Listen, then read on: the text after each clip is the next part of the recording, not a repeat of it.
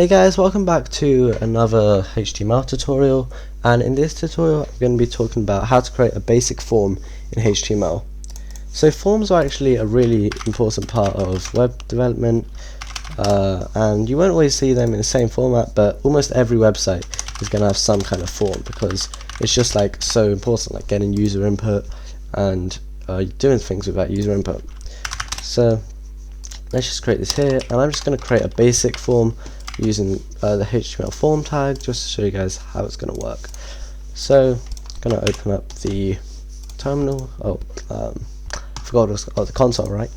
And yeah, let's just create a basic form.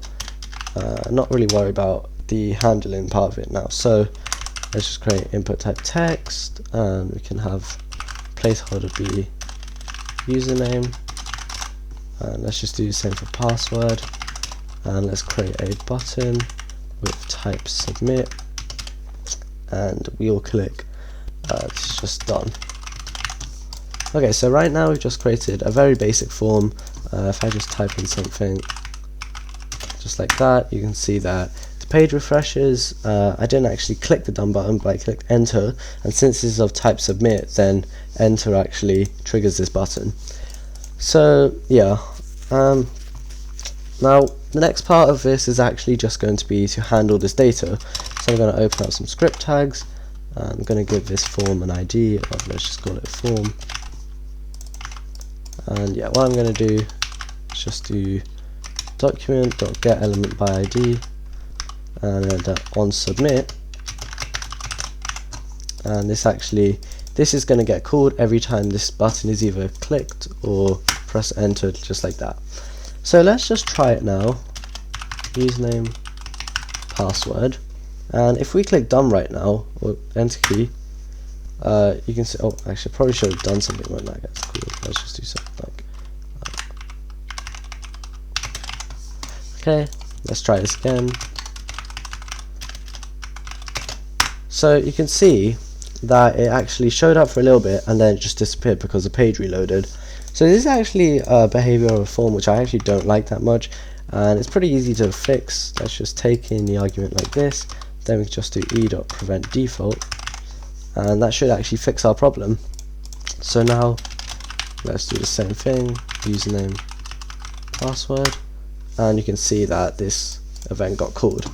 So if I just console.log this event right now, just going to make it even shorter, you can see that what it does is it actually just gives us the entire thing, and it actually gives us the entire source element, I believe. So what we can actually do with this, once you have it, is we can literally just do something like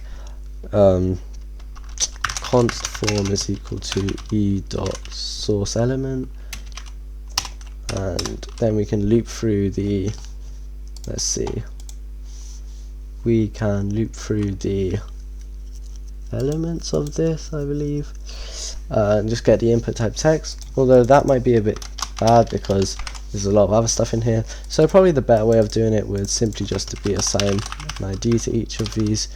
ID equals username, ID equals password, and yeah, we could do something like const username equals document.getElementByUsername by username dot inner text. And it's important to do inner text and not inner HTML.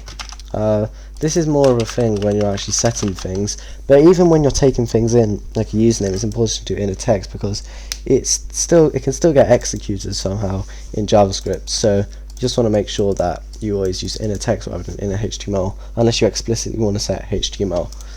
And yeah, that's just about it for our form. Very basic, like I said, and then you could do whatever you want with this username and password. So let's just try this again. Let's just say username1, and let's just say password 123. Click done, and that is a problem.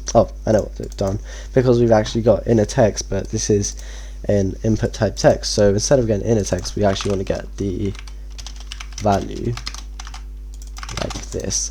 Right, let's try this again. Username1, password 123, click done, and yeah, there we go. So this is all a basic form really is, just create some inputs, a submit button, and then handle the inputs in JavaScript. Thanks for watching, and I'll see you guys in a future tutorial. Bye!